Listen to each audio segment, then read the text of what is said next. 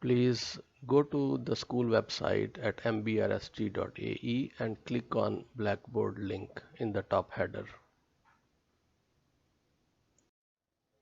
Enter your username, which is your email, and then your password. And if you forgot password, please click on the forgot your password link. On the password reset screen, you will see two options. One is the username option, the other one is email address. Enter your first name in the first name field and then your last name in the last name field. Your last name should have no space. For example, if your last name is Al Suwaidi, there should be no space between Al and Suwaidi. So you have to remove this space.